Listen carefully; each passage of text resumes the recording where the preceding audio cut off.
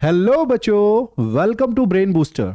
आज बच्चों हम आप लोगों के लिए जो वीडियो लेकर आए हैं उस वीडियो में हम लोग रियल नंबर्स जो आपका चैप्टर नंबर 1 है मैथ्स का, उसके बारे में बात करेंगे।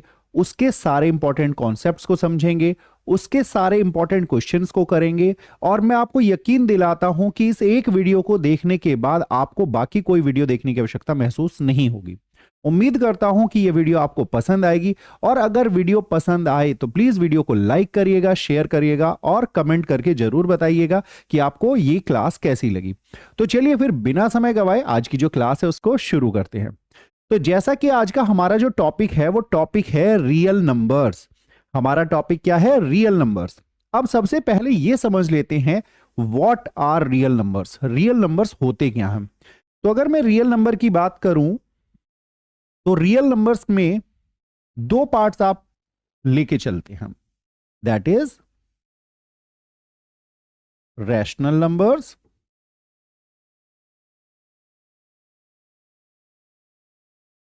और इरेशनल नंबर्स।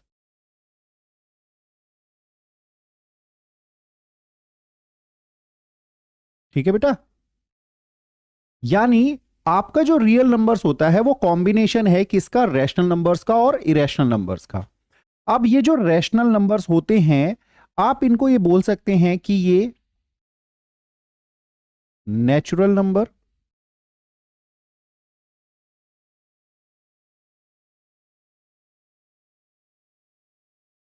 होल नंबर्स और इंटीजर्स। यानी कि सबसे पहले हमारे आते हैं नेचुरल नंबर। नेचुरल नंबर क्या होते हैं? 1 2 3 4 एंड सो ऑन। यानी जितने भी काउंटिंग वाले नंबर्स होते हैं उन्हें हम नेचुरल नंबर कहते हैं। जब भी आप कोई भी चीज काउंट करते हो तो आप कभी ये काउंट करते हो 0 1 2 3? नहीं, आप काउंटिंग हमेशा कहां से शुरू करते हो? 1 से शुरू करते हो। आपको भाई लड़कों को गिनना है, लड़कियों को गिनना है, चीजों को गिनना है, जानवरों को गिनना है, किसी भी चीज को अगर काउंट करना हो तो आप शुरुआत कहां से करते हो? 1 से करते हो, और एंड देन आगे उसको भाई लेकर जाते हो। ठीक है? तो जब कभी भी हम 1 से कोई भी काउंटिंग शुरू करें, पॉजिटिव नंबर्स की तरफ आगे बढ़ते जाएं, तो वो सारे के सारे हमारे क्या कहलाते हैं? Natural numbers. इसके बाद हमारे पास आता है होल नंबर। होल नंबर में सारे नेचुरल नंबर होते हैं इंक्लूडिंग 0। यानी जितने भी आपके नेचुरल नंबर हैं उस कलेक्शन में आप 0 को और ऐड कर दो तो आपका क्या बन के आ जाएगा कि एक नया कलेक्शन तैयार होगा, और उस कलेक्शन को हम क्या कहेंगे? होल नंबर्स कहेंगे बेटा। ठीक है? तो यानी जो होल नंबर है वो आपके सारे के सारे नेचुरल नंबर के कलेक्शन को रखता है।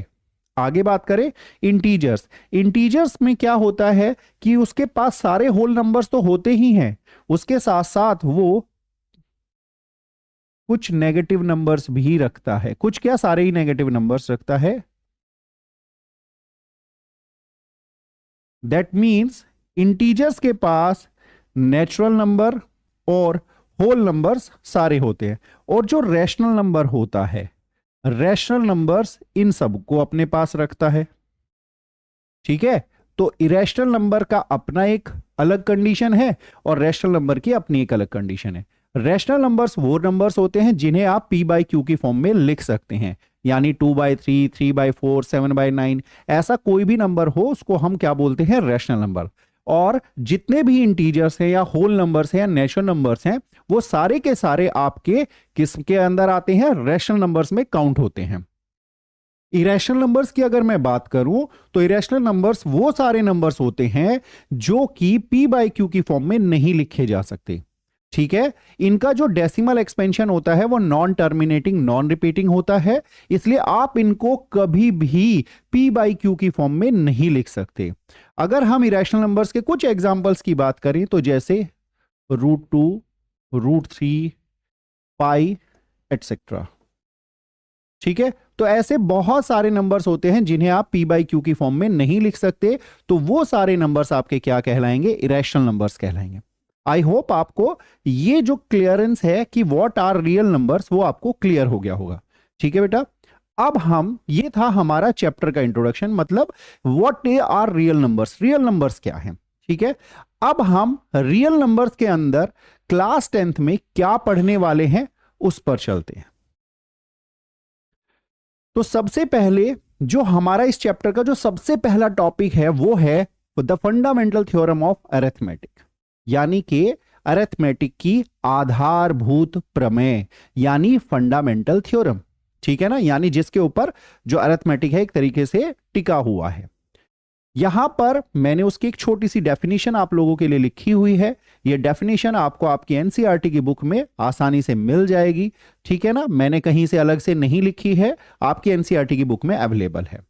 दूसरा, ये जो थ्योरम मैंने जो स्टेटमेंट आप लोगों के लिए लिखी है, प्लीज इसको अच्छे से प्रिपेयर कर लीजिएगा।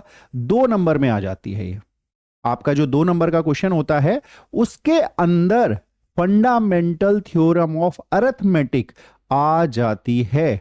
तो ये आपको स्टेटमेंट याद होनी चाहिए, ताकि अगर वहां एग्जाम में 2 नंबर में क्वेश्चन आ जाए तो आप उसको आसानी से कर ले। चलिए आगे बढ़ते हैं। इसमें बताया गया है every composite number can be expressed as a product of primes and this factorisation is unique. सबसे पहले उसने कहा कि भैया हर एक कंपोजिट नंबर को आप एक्सप्रेस कर सकते हो as a product of primes, यानी जितने भी आपके पास कंपोजिट नंबर्स हैं उन्हें आप प्राइम नंबर की प्रोडक्ट के रूप में एक्सप्रेस कर सकते हो। And this factorisation is unique, ये फैक्टराइजेशन यूनिक होता है apart from the order in which the prime factor occurs, यानी उसके ऑर्डर को छोड़कर। It is also known as unique factorisation theorem, यानी इसी फंडामेंटल थ्योरम ऑफ अरिथमेटिक को हम यूनिक फैक्टराइजेशन थ्योरम भी कहते हैं। अब यहां पर इसको थोड़ा सा क्लियर करते हैं। सबसे पहले हम बात करते हैं कि ये कंपोजिट नंबर क्या होते हैं, क्योंकि जब तक हमें टर्म्स क्लियर नहीं होंगी हमें समझ में नहीं आएगा कि वो इसमें बोल क्या रहा है। कंपोजिट नंबर का मतलब होता है जब एक नंबर के 2 से ज्यादा फैक्टर हों। जैसे हमारे पास प्राइम नंबर होते हैं, प्राइम नंबर के हमें मालूम है कि केवल 2 फैक्टर होते, एक 1 और एक वो खुद। जैसे 2 क्या है, प्राइम नंबर है, क्योंकि 2 का जो अगर हम फैक्टराइजेशन करें तो उसमें 1 और 2 ही आएगा। 3 उसमें 1 और 3 आएगा। 5 1 और 5 आएगा। 7 1 और 7 आएगा। तो ये सब प्राइम नंबर है। लेकिन वही अगर मैं एक नंबर लूं 4 और 4 के फैक्टराइजेशन में देखूं तो 4 की फैक्टराइजेशन में 1 है, 2 है, 4 है, यानी 3 नंबर आ गए। तो 4 मेरा कंपोजिट नंबर है। तो कंपोजिट नंबर का मतलब हुआ कि एक ऐसा नंबर जिसके मोर देन 2 फैक्टर हो उसे हम कंपोजिट नंबर कहेंगे। क्लियर हुआ बच्चों? कंपोजिट नंबर क्या हुआ? जिसके मोर देन 2 फैक्टर हो। जैसे आप 6 ले लीजिए, 6 किस किस नंबर से डिवाइड होगा? 1 से डिवाइड होगा, 2 से डिवाइड होगा, 3 से डिवाइड होगा, 6 से डिवाइड, यानी इसके 4 फैक्टर हैं। ठीक है, दैट मींस ये एक कंपोजिट नंबर है। अगेन आप ले सकते हैं 8 को अगर आप देखो 1 से डिवाइड होगा, 2 से डिवाइड होगा, 4 से डिवाइड होगा और 8 से डिवाइड होगा। अगेन इसके 4 फैक्टर हैं, तो जो आपका 8 है वो भी एक कंपोजिट नंबर है। ठीक है बेटा, आई होप आप लोगों को कंपोजिट नंबर क्लियर हो गया होगा। उसने कहा आप किसी भी कंपोजिट नंबर को प्राइम जो नंबर्स है उनकी प्रोडक्ट के रूप में एक्सप्रेस कर सकते हो। देखिए कैसे, जैसे मान के चलिए आपके पास एक नंबर है 36 के आपने फैक्टर किए, तो आप इसको कैसे लिखोगे? 2 इंटू 2 इंटू 3 और इंटू 3। अब अगर आप थोड़ा सा ध्यान देंगे तो यहां पर ये जो 2, ये 2, ये 3, ये 3, ये सारे के सारे जो नंबर्स हैं वो सारे के सारे नंबर्स कैसे हैं? वो सारे के सारे नंबर्स प्राइम हैं। आप किसी भी कंपोजिट नंबर के फैक्टर करिए और आप देखेंगे कि उसके फैक्टर में जितने भी नंबर आते हैं वो सारे प्राइम नंबर आते हैं। कुछ बच्चों को परेशानी होती है, वो मैं भी अब यहां पर क्लियर करूंगा कि कुछ बच्चे जब फैक्टराइजेशन करते हैं तो उनको यह लगता है भाई किस नंबर से डिवाइड करें। दैट मीन्स जैसे मान के चलिए आपके पास एक नंबर है 96, अब आप इसको डिवाइड करिए, ये आ गया आपका 48, फिर आपने 2 से किया 24, फिर किया आपने 12, फिर किया आपने 6, फिर किया आपने 3 और फिर किया आपने 1। अगर आप यहां ध्यान से देखें तो ये सारे 2 क्या हैं? Prime number. 3 क्या है? Prime number. बच्चे को ये डाउट रहता है कि भाई मैं इसको किस नंबर से डिवाइड करूं, क्योंकि उसको लगता है मैं 4 से भी तो इसको डिवाइड कर सकता हूं। यहां पर अगर मैं 4 से इसको डिवाइड करूं हो जाएगा, बिल्कुल ठीक है, लेकिन एक गड़बड़ क्या आ जाएगी, क्योंकि 4 के ऑलरेडी फैक्टर हो सकते हैं 2 इंटू 2।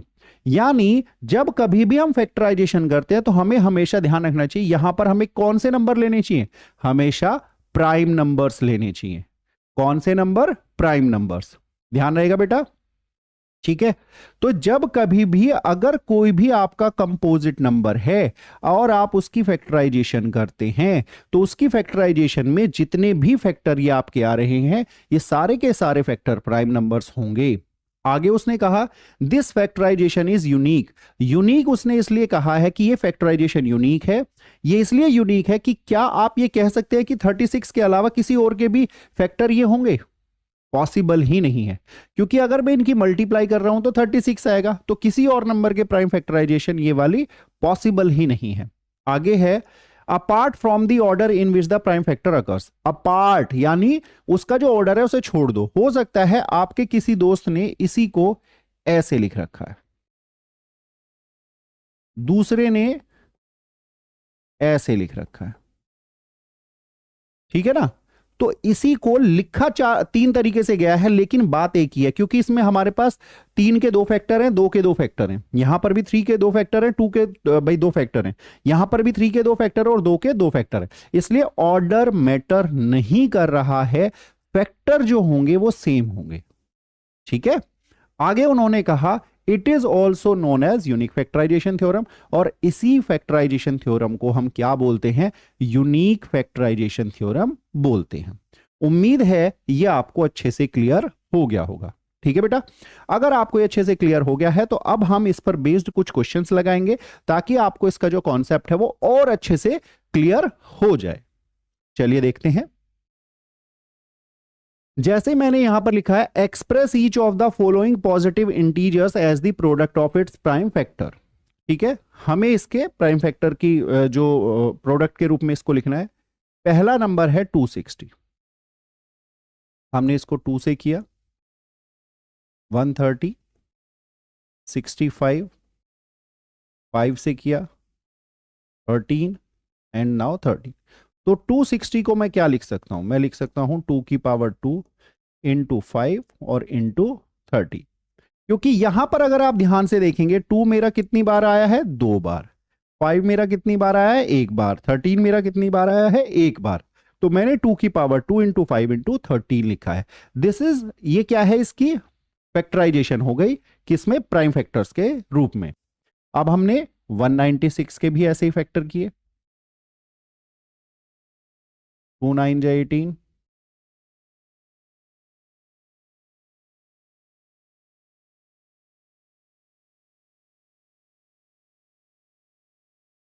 तो 196 को मैंने लिखा 2 की पावर 2 इंटू 7 की पावर 2, ठीक है।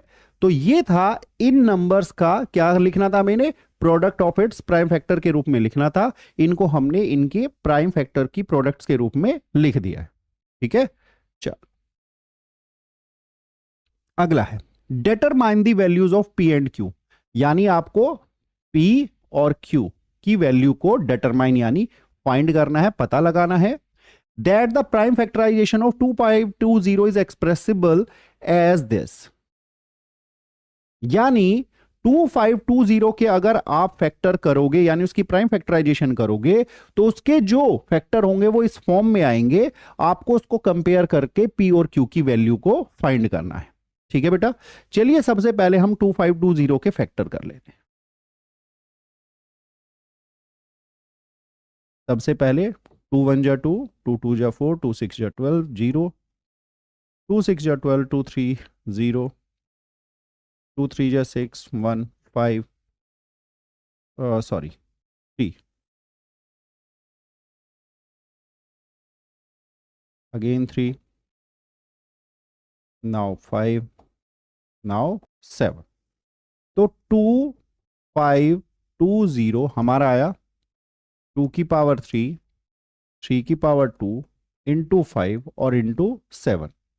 ये हम यानी इसकी जो एक्चुअल प्राइम फैक्टराइजेशन है वो ये है, और हमें गिवन क्या है, 2 की पावर 3, 3 की पावर p इंटू क्यू और इंटू 7, और ये किसके इक्वल है? अब अगर मैं दोनों साइड को कंपेयर करता हूं तो कंपेयरिंग बोथ साइड्स, तो क्या होगा बेटा? P किसके इक्वल होगा? 2 के, और Q किसके इक्वल होगा? 5 के। तो आपकी P की वैल्यू आती है 2 और Q की वैल्यू आती है आपकी 5। होप आप लोगों को ये बहुत ही आसान सा क्वेश्चन क्लियर हो गया होगा। मैं आपको बता दूं, ऐसा क्वेश्चन आपके बोर्ड के एग्जाम में आ चुका है। तो ऐसा क्वेश्चन, यानी वो सिंपल आपसे फैक्टराइजेशन तो कराएगा नहीं, लेकिन हां उसी क्वेश्चन को वो इस तरीके से पूछ लेता है। ठीक है, ये एमसीक्यू में भी आ जाता है और ये 2 मार्क्स में भी आ जाता है, दोनों कंडीशन में क्वेश्चन आ जाता है। तो आपको ये ऐसा क्वेश्चन करना आना चाहिए। ठीक है, एक चीज का ध्यान रखिए बेटा, जैसा अभी जो फिलहाल का टाइम अभी चल रहा है, उसके अकॉर्डिंग अगर आप अपने एग्जाम के अकॉर्डिंग इसको प्रिपेयर करना चाहते हैं, पहले इस वीडियो को पूरा कंप्लीट देखो। ठीक है, इस वीडियो को कंप्लीट देखने के बाद जब ये वीडियो पूरी कंप्लीट हो जाए, ठीक है, और आपको लगे कि आपके सारे कॉन्सेप्ट अच्छे से क्लियर हो गए हैं, देन आप सबसे पहले एनसीईआरटी उठाओ, एनसीईआरटी के सारे क्वेश्चंस लगाओ विद एग्जांपल। जब वो सारे क्वेश्चंस आपके डन हो जाए, देन आप प्रीवियस ईयर क्वेश्चंस, 5 साल, ज्यादा नहीं कह रहा हूं, 5 साल, 5 साल के प्रीवियस ईयर क्वेश्चंस को लगाओ।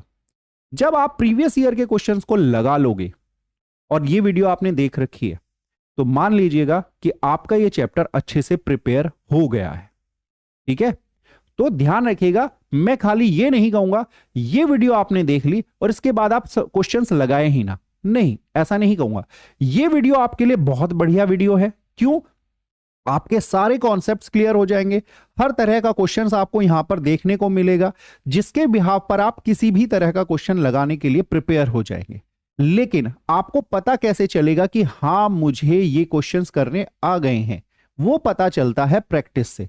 तो इसलिए जरूरी है कि आप इस वीडियो को देखने के बाद प्रैक्टिस के लिए जो मैंने आपसे कहा है वो जरूर करें। ठीक है, चलिए आगे बढ़ते हैं। जैसे अगला क्वेश्चन है, explain why 3 × 5 × 7 + 7 is a composite number. ये भी एक इंपॉर्टेंट क्वेश्चन है और एग्जाम में ये क्वेश्चन भी कई बार आ चुका है, मतलब इसके जैसा। ठीक है ना, ऐसे ही क्वेश्चन आता है और कई बार आ चुका है। तो इस क्वेश्चन को क्या से, यानी हमें इस क्वेश्चन को ये प्रूव करना है, मतलब इस नंबर को प्रूव करना है कि ये कंपोजिट नंबर है। और कंपोजिट नंबर के बारे में मैंने अभी आपको बताया था, what is composite number. Composite number क्या होता है? जिसके मोर देन 2 फैक्टर हैं। यानी मुझे इस क्वेश्चन को सॉल्व करके ये दिखाना है कि इसके मोर देन 2 फैक्टर हैं। अगर इसके मोर देन 2 फैक्टर हैं, देन यह एक कंपोजिट नंबर है। ठीक है, चलिए, तो अगर अब मैं इसको लूं 3 × 5 × 7 + 7, ये मेरा क्वेश्चन है। तो देखिए, सबसे पहले देखिए, जब कभी भी इस तरह का क्वेश्चन होता है तो यहां पर हमेशा प्लस का साइन मिलता है आपको, और प्लस के बाद और प्लस से पहले एक नंबर, एक प्राइम नंबर ऐसा होता है जो दोनों तरफ होगा, प्लस के इधर भी और प्लस के इधर भी। ध्यान रखिएगा, उस नंबर को आपको लिख लेना है एज ए कॉमन फैक्टर। अब आपको जो प्लस से पहले वाला है, प्लस के बाद वाला है, जो ये मल्टीप्लाई वाला सेगमेंट है, ये वाला सेगमेंट, इसमें से ये तो कॉमन आ चुका है, यानी ये खत्म। तो यहां पर लिखेंगे हम 3 × 5, फिर प्लस लगाएंगे और यहां ये जो नंबर है इसकी जगह पर आ जाएगा 1। आप में से कुछ बच्चों को ये बात क्लियर नहीं होती, देखो सभी बच्चों की बात नहीं करो, कुछ बच्चों को हो क्या रहा है। देखो, मैंने इसको कॉमन लिया, अगर मैं 7 की मल्टीप्लाई यहां करूं तो ये आ जाएगा 3 × 5 × 7, और 7 की मल्टीप्लाई 1 में करूं तो क्या आ जाएगा? 7। ठीक है बेटा, आई होप अब आपको समझ में आया होगा कि ऐसा क्यों करते हैं।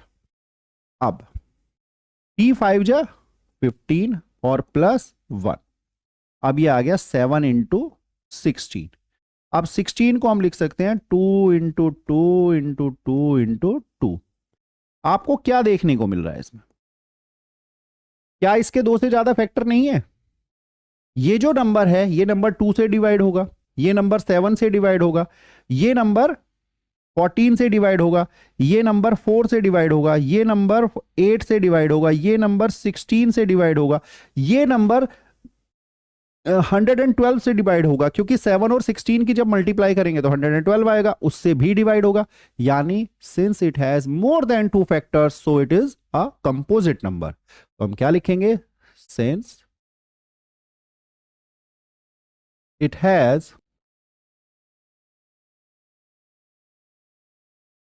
more than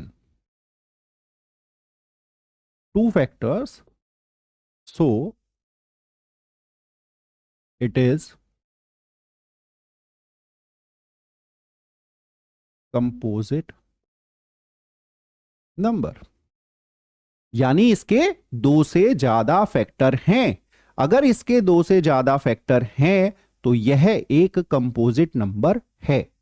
ठीक है, क्लियर हो गया? क्वेश्चन करने का तरीका पता चल गया है और अच्छे से प्रिपेयर कर लेना, एग्जाम में आता है। नेक्स्ट, यहां पर कहा गया है consider the number 4 to the power n। हमें एक नंबर को कंसीडर करने के लिए कहा गया है। नंबर क्या है 4 और उसकी पावर क्या है n। Where n is a natural number, clear कर दिया गया है n एक नेचुरल नंबर है, यानी n की वैल्यू 1 2 3 4 5 कुछ भी हो सकती है, नेगेटिव नहीं होगी, जीरो नहीं होगी।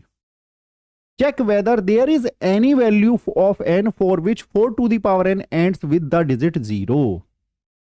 कह रहा है कि n की क्या कोई ऐसी वैल्यू हो सकती है जिसे हम 4 की पावर के रूप में लिखें, और जब हम 4 की पावर को एक्सप्रेस करें उसको एज ए प्रोडक्ट, तो जो नंबर आएगा वो नंबर की जो लास्ट डिजिट यानी यूनिट डिजिट होगी वो 0 होगी। अब यहां पर सोचना यह है कि हम ये ऐसे कैसे कंफर्म कर सकते। देखो सिंपल सी बात है, अगर किसी भी नंबर की लास्ट डिजिट 0 होगी तो वो नंबर किससे डिविजिबल होगा, 10 से डिविजिबल होगा। और 10 के फैक्टर क्या होते हैं, 2 और 5। सिंपल है कि अगर किसी की पावर n है, किसी की पावर कुछ भी है, तो वो जो नंबर है अगर उसके फैक्टर में 2 और 5 आ रहा है तो वो नंबर कहीं ना कहीं 0 तो लाएगा ही।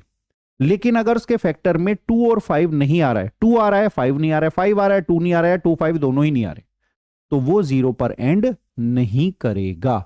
ये बात आपको बस ध्यान रखनी है, ठीक है ना? क्योंकि अगर भाई वो 0 पर एंड कर रहा है तो 10 से ही डिवाइड होता है वो, मैं ये तो नहीं कहूं 10 से ही, सॉरी 10 और अदर नंबर से भी डिवाइड होगा, लेकिन 10 से तो वो कंफर्म डिवाइड होगा। ठीक है, तो ऐसे नंबर को जो 10 से हो जाए, मतलब 0 आ जाए, उसके लिए जरूरी है कि उसके फैक्टर में 2 5 आए, तभी वो 0 ला पाएगा। ठीक है ना? तो अदरवाइज वो नहीं ला पाएगा। तो बस यही बात हमें यहां पर बतानी है। तो हम कैसे लिखेंगे, if 4 to the power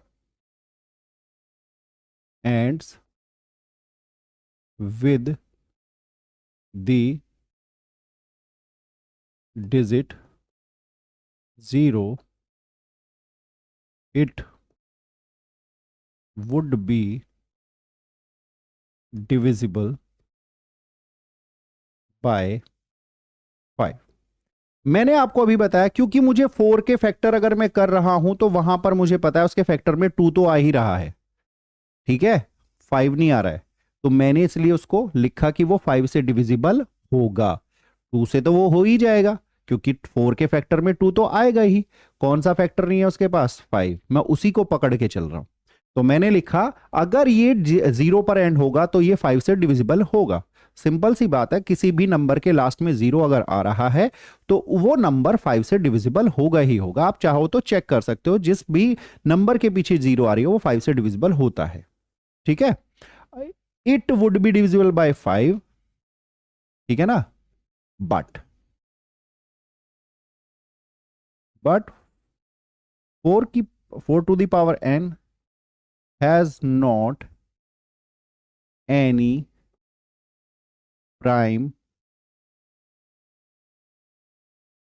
factor of 5। और हमें यह भी पता है कि 4 की पावर n में 5 एज ए प्राइम फैक्टर नहीं है। कैसे? क्योंकि अगर मैं 4 की पावर n को लिखूं तो वो आएगा 2 की पावर 2 की पावर n, यानी 2 की पावर 2n, यानी केवल 2 आ रहा है। ठीक है, अब by uniqueness of fundamental theorem of arithmetic, 4 to the power n cannot end with digit 0 for any natural number n। मैंने अब आपसे क्या कहा कि भाई ये जो यूनिकनेस ऑफ फंडामेंटल थ्योरम, ये जो स्टेटमेंट लिखी, ये क्या है? हमने अभी फंडामेंटल थ्योरम ऑफ अरिथमेटिक क्या कहा था? भाई देखो, उसके फैक्टर तो यूनिक होंगे, फैक्टर नहीं बदलेंगे, फैक्टर नहीं बदलेंगे, ऑर्डर बदल सकता है, आगे पीछे लिख सकते हो। जैसे अगर मैं 4 की पावर n है, अब जरा इसको थोड़ा सा समझते हैं, मैंने ये क्यों लिखा है। अब अगर आप मैं 4 की पावर 2 करूं तो 4 की पावर 2 का मतलब क्या है? 2 की पावर 2 और उसकी होल पावर 2। मैं 4 की पावर 3 लिख दूं, इसका मतलब क्या होगा? 2 की पावर 2 और उसकी होल पावर 3। मैं 4 की पावर 4 करूं, क्या लिखूंगा? 2 की पावर 2 और उसकी होल पावर 4। यानी हर कंडीशन में ये क्या रहा है? 2 की पावर आ रहा है। क्या इनमें आपको कहीं 5 दिखाई दिया? और आप 4 की पावर कुछ भी कर लो, 5 आएगा ही नहीं। रीजन? क्योंकि भैया फंडामेंटल थ्योरम ऑफ अरिथमेटिक आपको बताती ही ये है कि क्या, क्योंकि किसी भी नंबर के जो फैक्टर होते हैं वो यूनिक होते हैं। वो यूनिक होता है ना उसका ऑर्डर। ऐसा थोड़ा है कि एक जगह आ जाएगा अगली जगह बदल जाएगा, नहीं बदलेगा। आप किसी भी नंबर की पावर कर लो, उसके फैक्टर वो ही रहेंगे, बस उसकी वो जो पावर आपने लगाई है वो पावर उन फैक्टर्स की भी बन जाती है। फैक्टर नहीं बदलते, फैक्टर सेम रहते हैं। ठीक है, ओके। तो यहां पर हमने बता दिया कि भाई क्योंकि इसके फैक्टर में 5 नहीं आ रहा है, और जब तक 5 नहीं आएगा तब तक ये 0 पर एंड नहीं करेगा। ओके, आई होप आपको ये क्वेश्चन क्लियर हो गया होगा। और इसको इंपॉर्टेंटली प्लीज कर लीजिएगा, क्योंकि ये क्वेश्चन 3 मार्क्स में आता है। कितने मार्क्स में आता है? 3 मार्क्स में, ध्यान रखिएगा, 3 मार्क्स। आगे बढ़ते हैं, अब हम पढ़ेंगे HCF and LCM using prime factorisation. यानी अब हम एचसीएफ और एलसीएम निकालना सीखेंगे, किससे? प्राइम फैक्टराइजेशन से। एचसीएफ है, क्या होता है एचसीएफ? देखो, एचसीएफ की जो फुल फॉर्म होती है, व्हाट इज एचसीएफ? एचसीएफ की अगर मैं फुल फॉर्म की बात करूं, हाईएस्ट कॉमन फैक्टर। ठीक है, हाईएस्ट कॉमन फैक्टर, मैंने इसके बारे में लिखा है। सिंपल सी बात है, अगर आपको किन्हीं दो नंबर का एचसीएफ फाइंड करना है तो जो भी उन दोनों नंबर में कॉमन फैक्टर है उसकी स्मॉलेस्ट पावर को हम एचसीएफ कहते हैं। कॉमन फैक्टर की स्मॉलेस्ट पावर लेकर के हम उसका एचसीएफ फाइंड करते हैं। देखिए, product of the smallest power of each common prime factor involve in the numbers. अब यहां पर एलसीएम आ रहा है। एलसीएम क्या है? एलसीएम का मतलब होता है, सॉरी, लीस्ट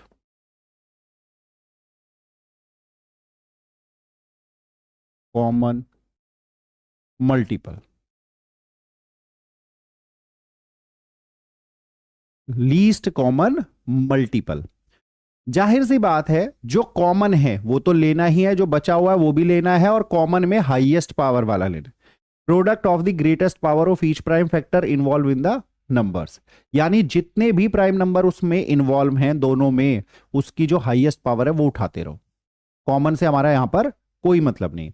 कॉमन केवल कब देखना है? एचसीएफ में, एलसीएम में नहीं देखना है।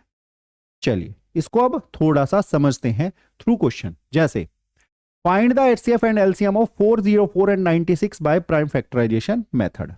हमें इन दो नंबर का एचसीएफ और एलसीएम निकालना है। कैसे? सबसे पहले हमने लिया 404 और दूसरा नंबर है 96। 404 के हम फैक्टर कर लेते हैं 2 से, फिर अगेन 2 से, और फिर ये तो 101 से ही जाएगा क्योंकि 101 प्राइम नंबर, यानी 2 की पावर 2 इंटू 101। अब 96 के फैक्टर करते हैं 48, 24, 12, 6, 3, 1, 2 की पावर 5 इंटू 3। ठीक है बेटा। अब थोड़ा सा यहां पर ध्यान देते हैं। ध्यान क्या देना है, हमसे कहा भैया निकालो HCF। क्या निकालने की बात कह रहा है, HCF। HCF मतलब कॉमन। कॉमन क्या है यहां पर, ध्यान से देखो, ये 2 आपको दिखाई दे रहा है, कॉमन है, क्योंकि ये 101 है, ये 3 है, ये कॉमन नहीं है। कॉमन का मतलब है जो दोनों नंबर में आए, ऐसा फैक्टर जो दोनों नंबर में आए उसको कॉमन फैक्टर कहते हैं। तो यहां पर 2 दोनों में आ रहा है, और जब हम HCF निकालते हैं तो पावर स्मॉलेस्ट, छोटी वाली पकड़ते हैं। तो इसमें छोटी पावर है 2 ना कि 5, तो 2 की पावर 2, और इसका आंसर आ गया 4। तो इस क्वेश्चन का HCF है आपका 4। अब हम बात करते हैं LCM की। What is LCM? LCM क्या है? LCM की बात करें तो देखो भैया, मैंने क्या कितने इसमें, सबसे पहले बस ये देख लो ऊपर नीचे टोटल कितने प्राइम फैक्टर इन्वॉल्व हैं। भैया एक तो है 2, एक है 101 और एक है 3, ये 3 प्राइम फैक्टर इन्वॉल्व है। इनकी हाईएस्ट पावर उठानी शुरू करो। 2 की हाईएस्ट पावर 5 है, 101 की 1 है, और 3 की भी 1 है, और जब आप इसकी मल्टीप्लाई करोगे ये आ जाएगा 96। 96, 1 सेकेंड।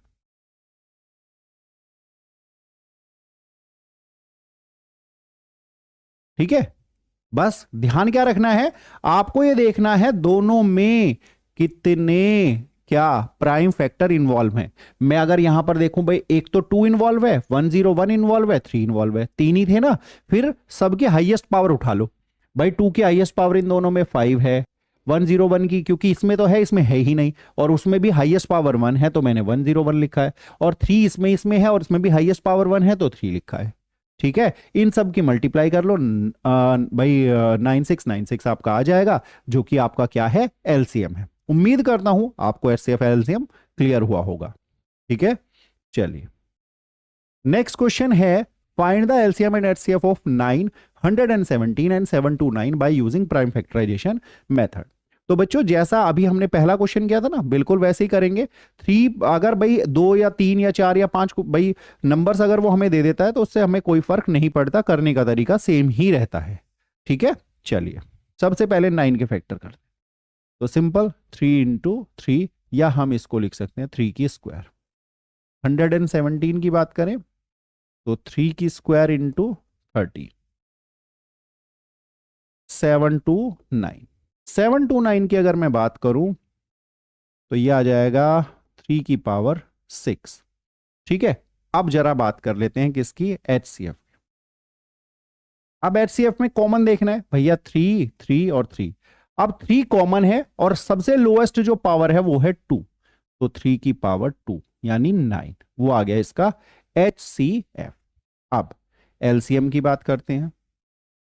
LCM क्या होगा, LCM की अगर बात करें तो इसमें कौन कौन से प्राइम फैक्टर इन्वॉल्व है, 3 इन्वॉल्व है और 13, और 3 की हाईएस्ट पावर है 6 और ये 13। 3 की पावर 6 का मतलब 729 और इंटू 13, मल्टीप्लाई करके क्या निकल के आ जाएगा हमारा, LCM। बताओ है कुछ, ये बहुत ही आसान है। और एक बात बता दूं आपको, ये जो प्राइम फैक्टराइजेशन से HCF LCM निकालने वाले क्वेश्चंस हैं ये भी आपके एग्जाम में आते हैं 2 नंबर में। ठीक है ना, तो इनको भी अच्छे से प्रिपेयर करना है। नेक्स्ट, इन्होंने कहा if HCF of 144 and 180 is expressed in the form of 13m-3, find the value of m। यानी अगर इन दोनों का HCF को आप ऐसे एक्सप्रेस कर सकते हो तो m की वैल्यू को फाइंड करो। देखिए कैसे, चलिए पहले 144, तो ये आ जाएगा भाई 4 × 12 और 12 नहीं, 12 144, 4 × 12।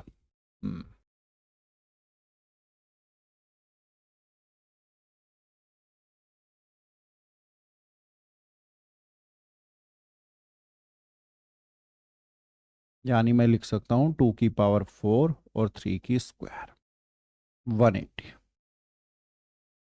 2 45 3 15 3 5, 3 × 9 = 45, ठीक है। 2 3 × 5। अब हम निकालते हैं HCF। HCF में हम कॉमन देखते हैं तो कॉमन 2 है और 3 है। अब लीस्ट पावर पकड़ेंगे, 2⁵2 3⁵2, यानी 4 × 9, यानी कि 36। ठीक है, हमारा HCF आ रहा है 36, इन्होंने कहा है HCF है ये, यानी 13m - 3 = किसके है, 36 के। तो 13m = 36 + 3, तो 13m = 39, so m = 39/13, 13 3 जा, so m = 3। तो m की वैल्यू कितनी आ गई, 3। उम्मीद है क्वेश्चन समझ में आ गया होगा। बहुत टफ क्वेश्चन नहीं है, बहुत ही आसान सा क्वेश्चन है। ठीक है मेरे बच्चों, चलिए नेक्स्ट। यहां पर कह रहा है 3 bells rings at interval of 9 12 and 15 minutes respectively. 3 घंटियां हैं जो कि 9 12 और 15 के इंटरवल पर बजती हैं। If they start ringing together at a time, अगर वे, क्या बोल रहा है ध्यान से सुनिएगा, अगर वे एक ही समय पर बजना शुरू हों, after how much time will they next ring together, कितने समय के बाद, यानी कम से कम कितने समय के बाद वे दोबारा इकट्ठा बजेंगी। ठीक है, देखिए, हाँ जी, तो यहां पर first bell ring at interval of 9 minutes। ठीक है ना, सेकंड बेल आ रही है आपकी 12, फिर थर्ड बेल रिंग 15। क्वेश्चन के अकॉर्डिंग उसने कहा पहली बेल हर 9 9 मिनट के इंटरवल पे बज रही है, दूसरी बेल 12 12 मिनट के इंटरवल पर बज रही है, तीसरी बेल 15 15 मिनट के इंटरवल पर बज रही है। जब हमने पहली बार घंटियों को बजाया तो एक साथ बजाया, उसके बाद वो अपने अपने इंटरवल पर बज रही हैं। हमें बताना है कम से कम कितनी देर के बाद वो दोबारा इकट्ठा बजेंगी। वो बज रही हैं और एक टाइम पीरियड ऐसा आएगा जब वो दोबारा इकट्ठा बजेंगी। तो वो क्या टाइम होगा, जब कभी भी कम से कम पूछा जाए, वो ये तो कह नहीं सकता ज्यादा से ज्यादा कितनी देर के बाद, यानी वो आपसे पूछा है भाई कम से कम जल्दी से जल्दी कितनी देर के बाद वो दोबारा इकट्ठा बज जाएंगे। तो जब वो आपसे कम से कम पूछता है तो then you have to find कम से कम के लिए LCM। ठीक है ना, जब वो आपसे मैक्सिमम पूछता है तो HCF, और जब वो आपसे कम से कम यानी लीस्ट पूछता है तो LCM। ठीक है, तो यहां पर है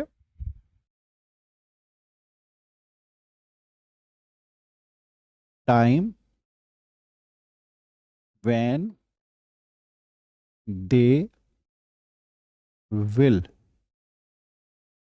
नेक्स्ट रिंग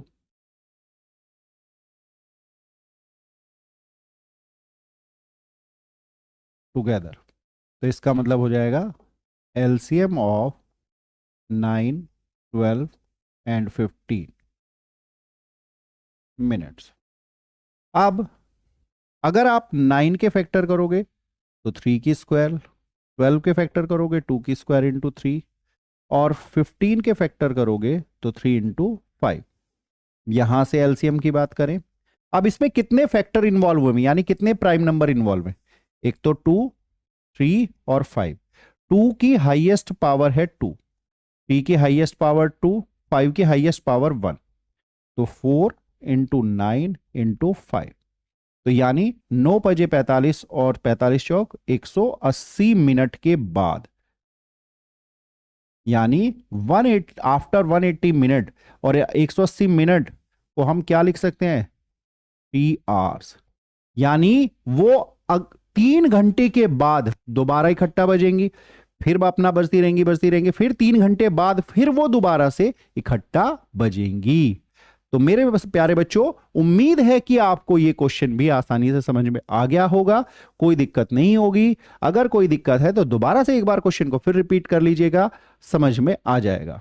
अच्छा क्वेश्चन है, इजी क्वेश्चन है। अब यहां पर हम जो पढ़ रहे हैं वो है relationship between numbers and their HCF and LCM. यानी हमें एचसीएफ और एलसीएम और जिन दो नंबर का हम एचसीएफ और एलसीएम निकाल रहे हैं उनकी रिलेशनशिप की बात कर रहे हैं। कैसे? एचसीएफ ऑफ, यहां पर मैंने ए और बी जो ये हैं, ये आपके दो नंबर हैं।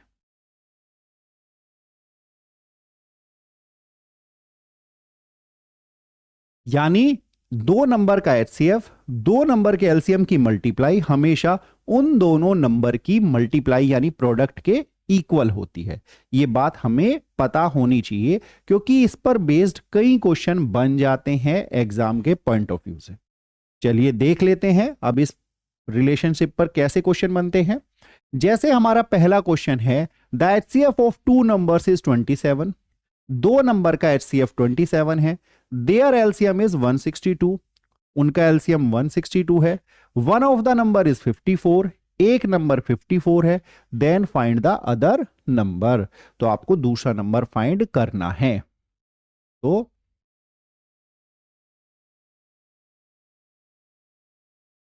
HCF of two numbers is equals to 27.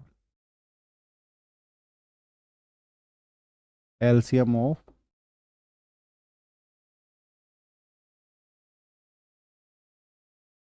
two numbers is 162. एक नंबर आपका क्या है? 54. Let other number be x. हमने जो दूसरा नंबर था उसको क्या इमेजिन कर लिया है? एक्स इमेजिन कर लिया। अब HCF into LCM equals to product of two numbers. Now HCF कितना है? 27, 162, 54 इंटू एक्स, यानी x आपका इक्वल्स टू हो जाएगा 27 मल्टीप्लाई बाय 162, 50 टू जा 81। Now x is equals to 81। तो आपका जो दूसरा नंबर है वो क्या है? 81 है। सिंपल है, हमने कुछ नहीं किया, दिमाग ज्यादा कुछ नहीं लगाया। सिंपल अगर आपको इस तरह की कंडीशन दे रहा है तो हमने सिंपल ये जो एक रिलेशनशिप है किसकी? एचसीएफ और एलसीएम की, किसके साथ? उसके दो नंबर के साथ, उस रिलेशनशिप को फॉलो किया है और वो रिलेशनशिप है HCF into LCM is equal to product of two numbers. Simple, ज्यादा मतलब इसमें कुछ एक्स्ट्रा ऐड करने की जरूरत नहीं है। ठीक है, बस आपको इसमें क्या करना है? जस्ट वैल्यू को पुट किया है और क्वेश्चन को सॉल्व किया है। ठीक है बेटा, चलो next question. The LCM of two numbers is 14 times their HCF. यानी दो नंबर का जो एलसीएम है वो उसके एचसीएफ का 14 टाइम्स है। Sum of LCM and HCF is 600। LCM और एचसीएफ का जो सम है वो 600 है। If one of the number is 280 find the other number. चलिए यहां पर हमने सबसे पहले क्या जो हमें दे रखा है वो देख लेते हैं। इन्होंने कहा सबसे पहले कि भैया एलसीएम जो है वो 14 टाइम्स है किसका? HCF का, पहली कंडीशन। फिर इन्होंने कहा LCM प्लस HCF वो कितना है? 600। और हमें LCM कितना दिखा रखा है? 14 HCF। हमने LCM की जगह इसको पुट कर दिया है, इन दोनों को प्लस करेंगे तो 15 HCF आ जाएगा, क्योंकि 14 HCF ये है और एक HCF ये है, तो 15 HCF equals to 600। Now HCF is equals to 600 divided by 15, 40। Now HCF is equals to 40। मेरे पास HCF आ चुका है बेटा। नाउ LCM क्या होगा? LCM होगा 14 इंटू 40, दैट इज 560। मेरे पास LCM आ चुका है 560 और HCF आ चुका है 40। नाउ हमारे पास एक नंबर क्या है? हमारे पास एक नंबर है 280। हमने लेट किया अदर नंबर बी एक्स। और अब आप समझते ही हैं हम इसमें क्या लगाने वाले हैं? HCF into LCM equals to product of two numbers. Simple. अब HCF और LCM की बात करें तो HCF मेरा था 40, LCM था मेरा 560, और ये आ जाएगा 280 मल्टीप्लाई बाय x। तो x is equals to 40 into 560 divide by 280। ये 2 टाइम्स गया, तो यानी x आपका आ चुका है 80। x आपका आ चुका है 80। ठीक है, तो x हमारा 80 आ चुका है, जो कि क्या है? हमारा दूसरा नंबर है। और ये बहुत ही इंपॉर्टेंट और बहुत ही अच्छा क्वेश्चन है, तो इसलिए प्लीज इसको जरूर ध्यान से कर लीजिएगा। ठीक है, उम्मीद है क्वेश्चन समझ में आया होगा। भाई उसने हमें हमसे सबसे पहले क्या बोला कि एलसीएम क्या है? HCF का 14 गुना है, तो 14 से हमने इसको मल्टीप्लाई किया, फिर कहा इन दोनों का सम 600 है। एलसीएम की जगह पर 14 इंटू HCF रखा, इन दोनों को प्लस किया, 15 HCF आया, 15 नीचे गया, 15 से 600 को डिवाइड किया, 40 आया, वो हमारी HCF की वैल्यू आ गई। एलसीएम मुझे पहले से ही पता है कि 14 टाइम्स है, मैंने 14 से 40 को मल्टीप्लाई किया, एलसीएम आ गया। एक नंबर ऑलरेडी मुझे दे रखा है, दूसरे नंबर को मैंने x इमेजिन कर लिया, फिर मैंने रिलेशनशिप को फॉलो किया कि HCF into LCM is equal to product of two numbers. तो HCF की वैल्यू 40, LCM की 560, product of two numbers 280 into x. X तो यही रहेगा, ये नीचे पहुंच जाएगा, 280 से 560 को डिवाइड किया 2 टाइम्स, और 40 इंटू 2 क्या आ गया? 80। तो एक्स की वैल्यू क्या आ चुकी है? 80। उम्मीद है क्वेश्चन समझ में आ गया होगा, क्लियर हो गया होगा। ठीक है, चलो अब आगे बढ़ते हैं। नेक्स्ट क्वेश्चन है, two numbers are in the ratio 2:3 and their LCM is 180। What is the HCF of these numbers? वो कह रहा है भैया इनका HCF बता देना। देख, सही बात तो ये है। ठीक है, चलो देख लेते हैं। तो हमने लेट किया भैया, लेट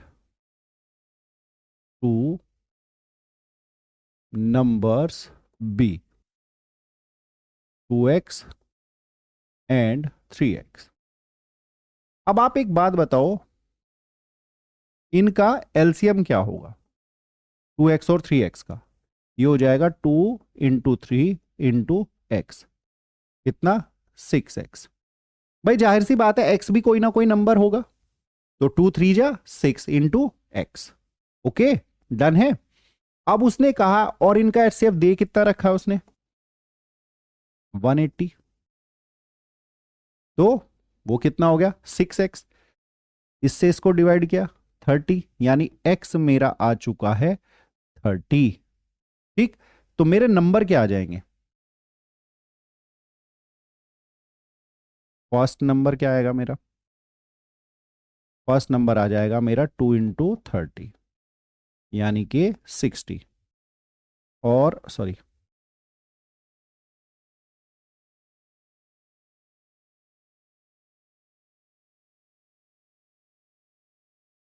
और सेकंड नंबर क्या आ जाएगा मेरा 3 इंटू 30 यानी कि 90।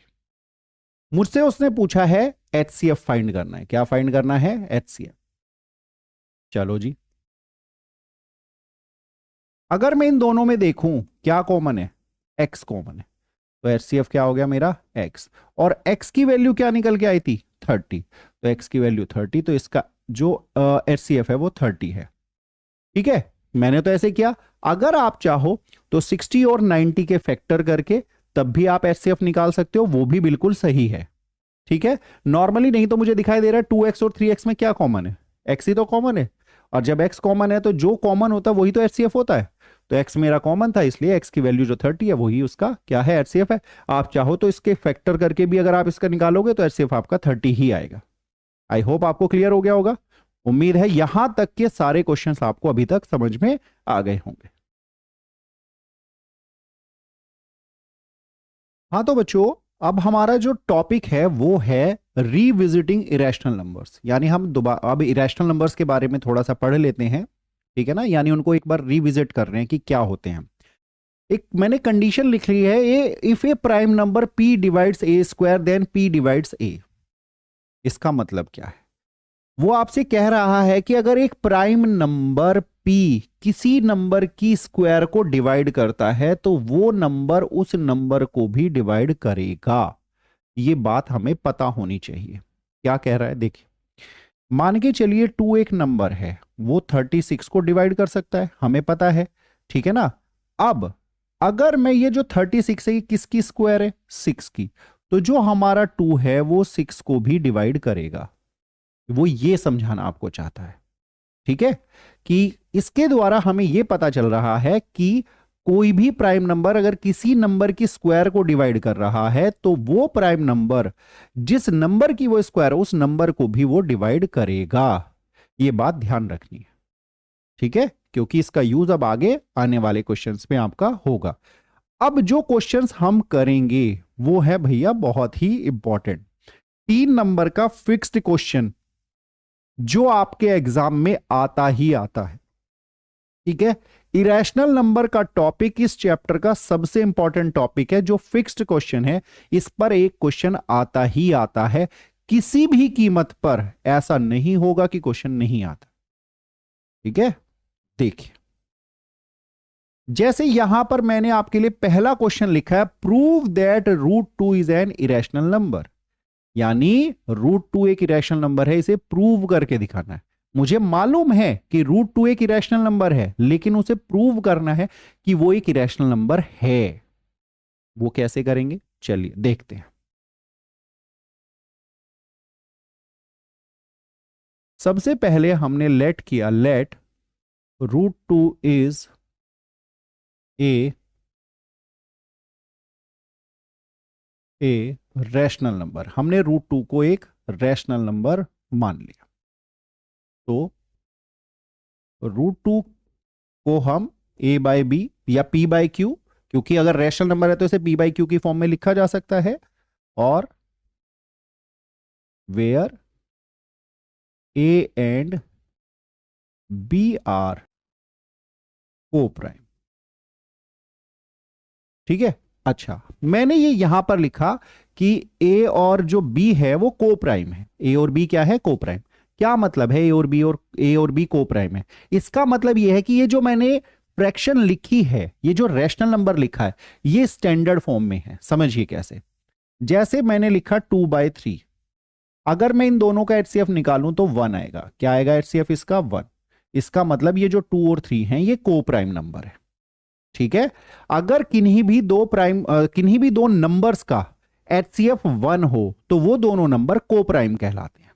ठीक है, और अगर फ्रैक्शन में न्यूमरेटर और डिनोमिनेटर को प्राइम हो तो वो फ्रैक्शन स्टैंडर्ड फॉर्म में कहलाती है। ठीक है, एग्जाम्पल के लिए जैसे आपके पास आ जाए 4/6, अब आप अगर देखोगे तो ये कट जाएंगे, 2 जा 4, 2 जा 6, यानी ये स्टैंडर्ड फॉर्म में नहीं थी। लेकिन क्या आप 2/3 को अब किसी और नंबर से डिवाइड कर सकते हो? नहीं कर पाओगे। ठीक है, तो जब तक ये 4 और 6 था तो ये किस नंबर से कटे? 2 से। तो 2 क्या था इनका? एचसीएफ। जिस नंबर से ये दोनों ऊपर नीचे न्यूमरेटर और डिनोमिनेटर डिवाइड होते हैं वो उनका एचसीएफ होता है। और जब तक न्यूमरेटर और डिनोमिनेटर का HCF 1 ना आ जाए वो को प्राइम नहीं होते, यानी वो स्टैंडर्ड फॉर्म में नहीं होते। यहां पर हमने क्लियरली ये मेंशन किया है कि A बाय B, जिसमें A और B क्या है, को प्राइम है, यानी ये स्टैंडर्ड फॉर्म में है फ्रैक्शन। ठीक है बेटा, क्लियर। चलिए अब हम इसको इधर ले जाते हैं, √2b is equal to A। Now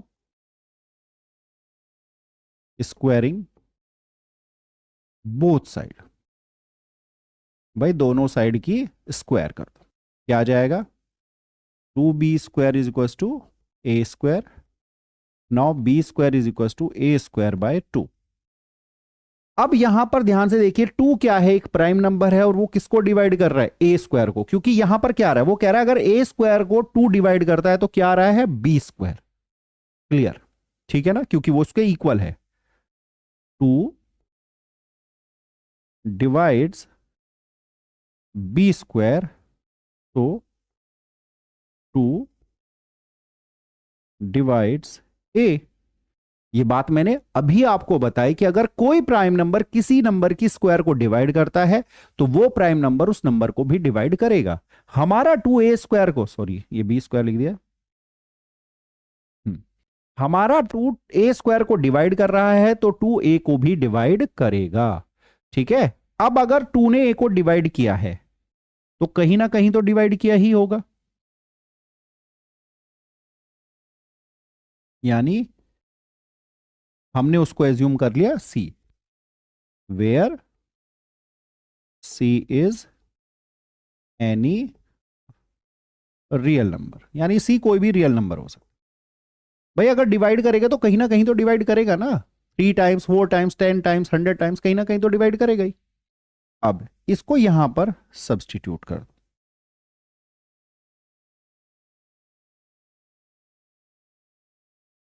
putting, तो ये आ जाएगा B² is equal to 2C की होल स्क्वायर बाय 2। नाउ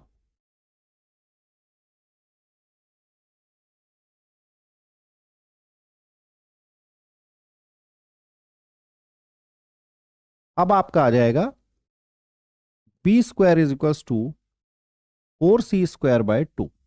अब 2 से ये 2 टाइम्स गया तो B² is equal to 2C², again B²/2 is equal to C²। अब फिर वही कंडीशन सेम आ रही है, भाई हमने यहां पर जहां पर आपका A² था वहां पर 2C पुट किया, क्या आ गया, 4C²/2, 2 से 4 को डिवाइड किया 2C², ये 2 अगेन नीचे आया। अब 2 फिर किसको डिवाइड कर रहा है, B² को, यानी 2 B को भी डिवाइड करेगा, 2 डिवाइड्स B², सो 2 डिवाइड्स B। ठीक है, अगर 2B को भी डिवाइड कर रहा है और 2A को भी डिवाइड कर रहा है, इसका मतलब तो A और B में 2 एक क्या है, कॉमन फैक्टर है। That means 2 is a common factor of A and B, यानी 2A और B का क्या है, कॉमन फैक्टर है। ये कॉमन फैक्टर कैसे आ गया भाई, हमने तो बताया था A और B को प्राइम है, और अगर को प्राइम है तो इनका कॉमन फैक्टर 1 हो सकता है, यहां पर 2 आ रहा है, but A and B are coprime, A और B क्या है हमारे लिए, को प्राइम। ठीक है, आप, ठीक है ना, यहां पर मुझे लिखा था, हाँ जी, but it contradicts the fact. ठीक है ना, यहां पर, यानी ये किस फैक्ट को कॉन्ट्राडिक्ट कर रहा है, क्योंकि ए और बी को प्राइम है, अगर 2 कॉमन फैक्टर आ गया तो ए और बी को प्राइम नहीं है, तो इसका मतलब कुछ गलत करा है हमने। This contradiction has arisen because of our wrong assumption that root 2 is rational. So we conclude that root 2 is irrational. यहां पर मैंने क्या लिखा है समझिएगा बेटा। एक बात बताओ, जब हमने पहले ही ए और बी को को प्राइम बता रखा है और मेरा 2 एक कॉमन फैक्टर आ रहा है, तो इसका मतलब ये इस को प्राइम वाली बात को भाई कॉन्ट्राडिक्ट कर रहा है, इसका विरोध कर रहा है। तो ये विरोध आया क्यों? क्योंकि मैंने एक गलत कल्पना कर रखी है कि मैंने रूट 2 को क्या माना हुआ है, रैशनल। इस वजह से ये गलत आया है। ठीक है, तो इससे मुझे ये पता चलता है कि रूट 2 क्या है, इरेशनल है, क्योंकि मेरी गलत कल्पना के कारण चीजें एक दूसरे को क्या कर रही है, कॉन्ट्राडिक्ट कर रही हैं। इसलिए रूट 2 क्या है, एक इरेशनल नंबर। आई होप आपको क्लियर हो गया होगा। 3 मार्क्स का क्वेश्चन है। यहां पर आपका रूट 2 की जगह रूट 3 दे सकता है, रूट 5 दे सकता है, रूट 7 दे दे, रूट 13 दे दे, लेकिन करने का तरीका सेम रहेगा। बस आपको जहां 2 है वहां पर 3, 5, 7, 13 वो रख के इसको बस खाली बदलना है, बाकी same to same ditto copy paste ऐसा का ऐसा ही क्वेश्चन एग्जाम में पूरे 3 मार्क्स का क्वेश्चन है, पक्का करके जाना है। 3 मार्क्स, ठीक है ना। जितने भी क्वेश्चंस इस वीडियो में मैं आपको करा रहा हूं ना, आपके एग्जाम के पॉइंट ऑफ व्यू से करा रहा हूं, तो छोड़ना नहीं है। Okay, next. अब इरेशनल नंबर पर इसी टाइप का हमारा दूसरा क्वेश्चन बनता है, prove that 2 root 3 is an irrational number. मैंने इसको थोड़ा शॉर्टकट में लिख दिया, एग्जाम में वहां पर यह भी लिखा आएगा given that root 3 is irrational. यानी वो आपसे कहेगा प्रूव करो कि 2 रूट 3 क्या है, एक इरेशनल नंबर है, और आपको ये गिवन है कि रूट 3 क्या है, इरेशनल है। रूट 3 इरेशनल है, 2 रूट 3 को इरेशनल प्रूव करना है। ठीक है, चलिए। तो करने का तरीका लगभग सेम रहेगा। Let 2 root 3 is rational. ठीक है, तो 2 root 3 is equal to a by b where a and b are coprime. ठीक है, a और b क्या है बेटा, को प्राइम। रूट 3 क्या होगा, a बाय 2b, बाय 2 इधर आ गया। ठीक है, चलिए। अब since a b and 2 are integers, so a by 2b is rational। भाई अगर ये 2 इसके नीचे आया तो a बाई 2b क्या होगा, क्योंकि ये सारे के सारे क्या है, इंटीजर्स हैं, कोई ना कोई नंबर्स है। और अगर ये नंबर्स हैं तो a बाई 2b एक रैशनल नंबर आएगा। अगर a बाई 2b एक रैशनल नंबर है तो रूट 3 क्या है, एक रैशनल नंबर। जबकि क्वेश्चन में ऑलरेडी मैंने आपको बताया कि गिवन होगा कि रूट 3 क्या है, इरेशनल। ठीक है, मैंने लिखा है a by 2b is rational, so root 3 is rational. भाई अगर ये इसके बराबर है तो रूट 3 क्या हो गया, रैशनल हो गया। But it contradicts the fact that root 3 is irrational. So we, ठीक है ना, नहीं, यानी इसका मतलब इसने हमारी जो बात है उसका विरोध कर दिया कि हम क्वेश्चन में लिखा हुआ है रूट 3 रैशनल है, लेकिन आ क्या रहा है, रैशनल। अब ये कॉन्ट्राडिक्शन आई क्यों, दिस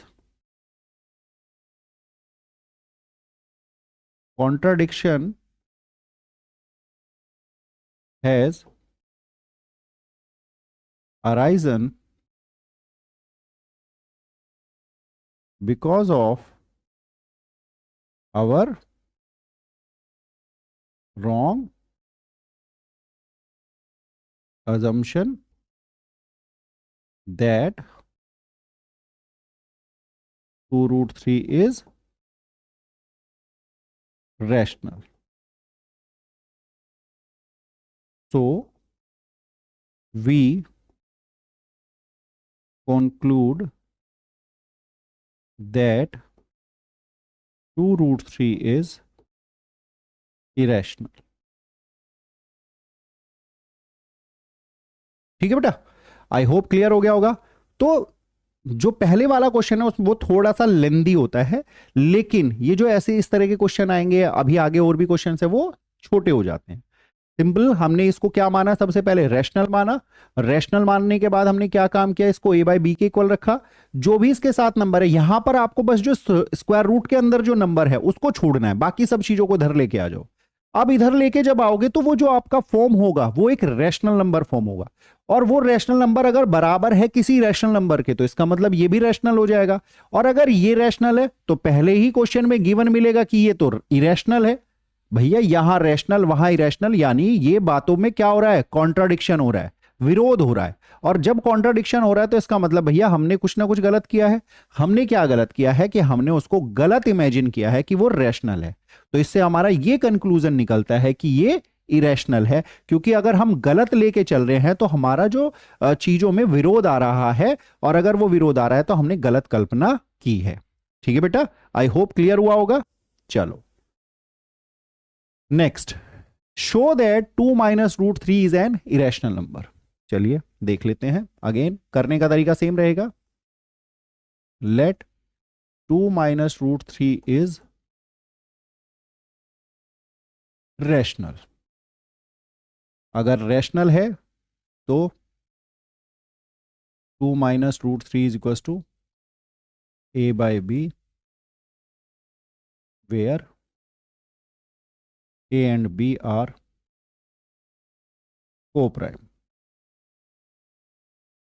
अब आप इसको -√3 आ जाएगा, a बाई बी -2, √3 आ जाएगा 2 माइनस a बाई बी। ये माइनस इधर जाएगा, साइन चेंज हो जाएगा, तो √3 आ जाएगा 2b minus a by B. जैसा कि पहले क्वेश्चन में था, अब ये भी क्या बनेगा, एक ये अपने आप में एक रैशनल नंबर बन रहा है। ठीक है ना, रैशनल क्यों, अपॉन वाली फॉर्म में आ रहा है। Since 2b and a are integers, तो 2b minus a by b is rational, तो √3 is rational, but it contradicts the fact that √3 is irrational. This contradiction has arisen because of our wrong assumption that 2 minus √3 is rational. So we conclude that, क्या conclude कर दिया हमने, 2 minus √3 is irrational. Done. यानी जो पहले वाला question है उसका लिखने का तरीका सेम है, और उसके बाद इस तरह के जितने क्वेश्चन हैं उनका सबका लिखने का तरीका सेम है। बस आपको इधर रूट वाले को छोड़ना है, बाकी सारी चीजों को इधर करना है। ये जो नंबर फॉर्म होगा ये रैशनल फॉर्म हो जाएगा, ये रैशनल होगा तो ये रैशनल कहलाएगा क्योंकि बराबर है ये इसके।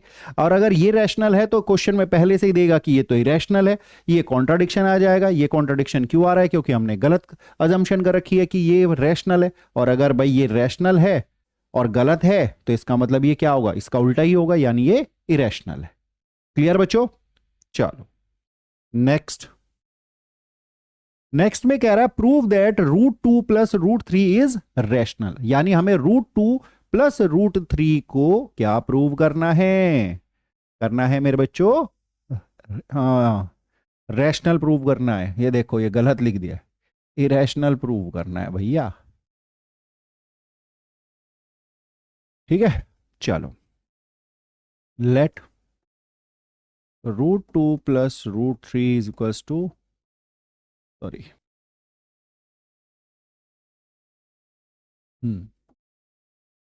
Is rational. तो √2 plus √3 is equals to a by b, where a and b are coprime. ठीक है जी, ए और बी क्या है? को प्राइम है। चलिए अब √2 को इधर लिखो,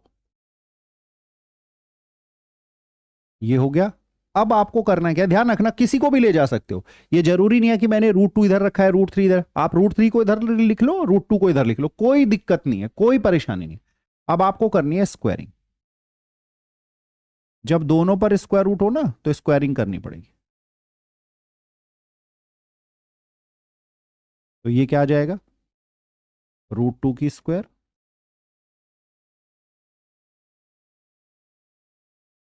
ये आ जाएगा now 2 a square plus b square plus 3 minus 2√3 और a by B.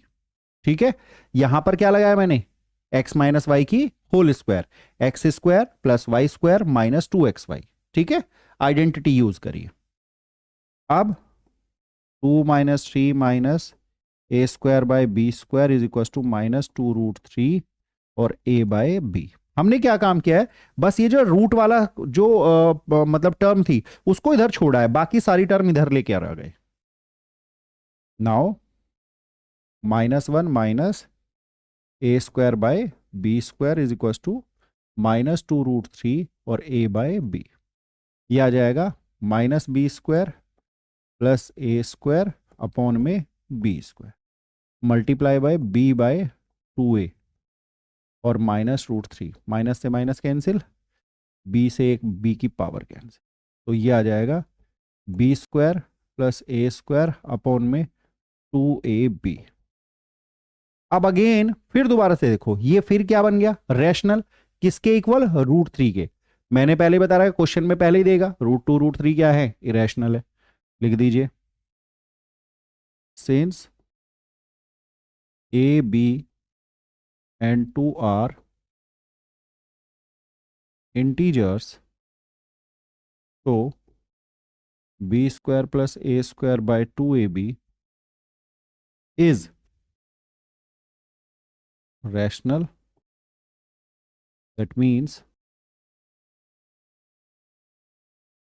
√3 is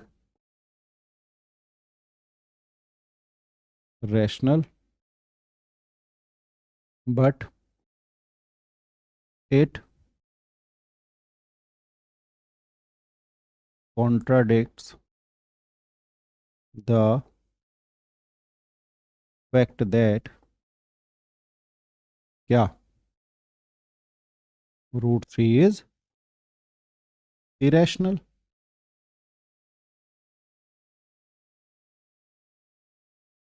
This contradiction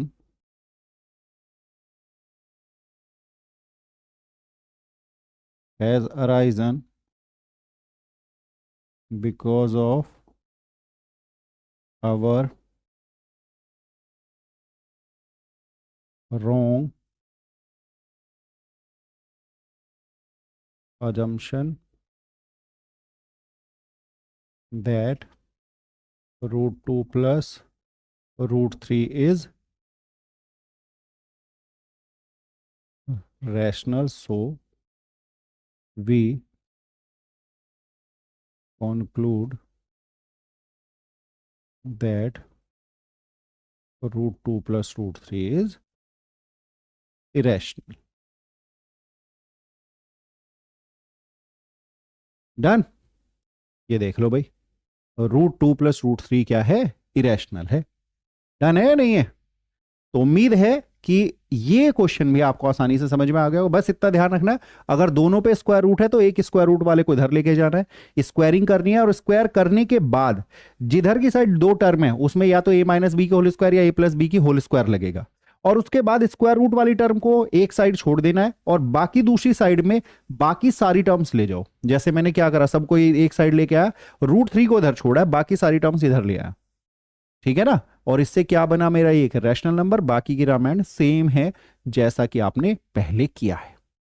उम्मीद है बच्चों आप लोगों को ये सारे क्वेश्चंस क्लियर हो गए होंगे। ये मेरा लास्ट क्वेश्चन था इस चैप्टर का, और मैंने प्रयास ये किया है कि जितने इंपॉर्टेंट क्वेश्चंस हैं आपके इस चैप्टर के वो सारे मैं इस वीडियो के अंदर डाल दूं। ठीक है?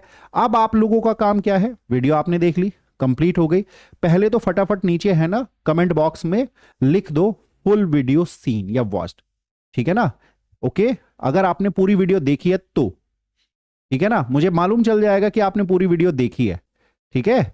ओके, आपको या तो थंब का निशान डालना है या वॉच्ड का मतलब लिखना है आपको कमेंट बॉक्स में, ताकि मुझे कंफर्म हो जाए कि आपने पूरी वीडियो देखी है। ठीक है? अगर आपने पूरी वीडियो देख ली है, अगर आपने अभी तक तैयारी नहीं की है, आपने वीडियो देख ली, अब आपको करना क्या है? एनसीईआरटी को उठाना है। एनसीईआरटी के सारे विद एग्जांपल सारे क्वेश्चन कंप्लीट कर लो। उसके बाद प्रीवियस ईयर 5 साल के प्रीवियस ईयर क्वेश्चंस उठा लो फटाफट इस चैप्टर के। ठीक है? और उनको धड़ाधड़ लगा दो। आपसे मैं गारंटी दे रहा हूं, ज्यादा कुछ करने की आवश्यकता नहीं, बस इतना कर दो। एनसीईआरटी और प्रीवियस ईयर 5 साल, बस 5 साल करो, और फिर देखना तुम कहोगे कि हां मजा आ गया। ठीक है ना? कि अब इस चैप्टर का कोई क्वेश्चन मैं छोड़ के ही नहीं आऊंगा, 100% श्योर। ठीक है? अगर आप लोगों को मेरी इस वीडियो से कोई बेनिफिट हुआ है, ठीक है, तो वीडियो को लाइक करिएगा, शेयर करिएगा अपने फ्रेंड्स के साथ, और कमेंट बॉक्स में यह भी लिखकर बताइएगा कि आपको इस वीडियो को देखने से कुछ फायदा हुआ या नहीं हुआ। ठीक है? उम्मीद करूंगा कि मेरा ये एफर्ट आप लोगों के लिए अच्छा रहा होगा। ठीक है? तो चलिए फिर दोस्तों नेक्स्ट वीडियो में मिलेंगे, तब तक के लिए बाय बाय, टेक केयर, जय हिंद।